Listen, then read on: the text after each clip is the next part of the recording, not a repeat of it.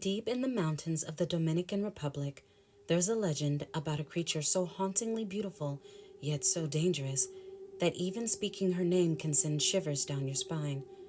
Tonight, I'm going to tell you the story of the Ciguapa and why, if you ever find yourself in the forest at night, you should never follow her. The story goes like this. A young man named Javier lived in a small village at the edge of a dense forest. He was a hunter, brave and curious, often venturing deeper into the woods than anyone else dared. One evening, just as the sun dipped below the horizon, he was setting traps when he heard something. A soft, mournful cry, almost like a song. Curiosity got the better of him, and he followed the sound. Javier moved quickly, the sound of the crying growing louder with each step. Then he saw her. There by the stream stood the most beautiful woman he'd ever seen. Her hair was impossibly long, cascading down her body like a black waterfall. She turned to him, her face delicate, but her eyes were dark, bottomless, like they could pull him in and never let him go. But something was off. Her feet, they were facing backward.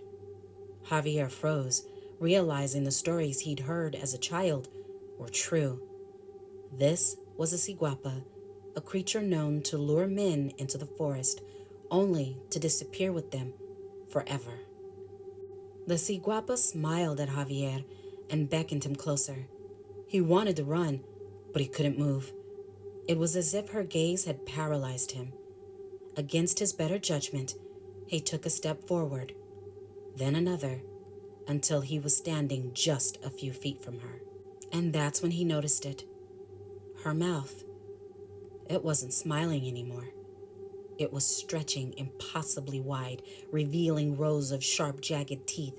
Her soft cry turned into a guttural growl, and before Javier could react, she lunged at him. The villagers found Javier's traps the next morning, but there was no sign of him, just deep, backward footprints leading into the forest. The elders warned everyone to stay inside at night, but the crying still echoed through the trees, luring anyone foolish enough to listen. Some say the Ciguapa still roams the forest, searching for her next victim. So if you ever hear crying in the woods or see footprints that don't make sense, turn around, run, and whatever you do, don't look back. Have you heard of the Ciguapa before? What would you do if you saw her? Let me know in the comments, and remember to follow for more terrifying tales.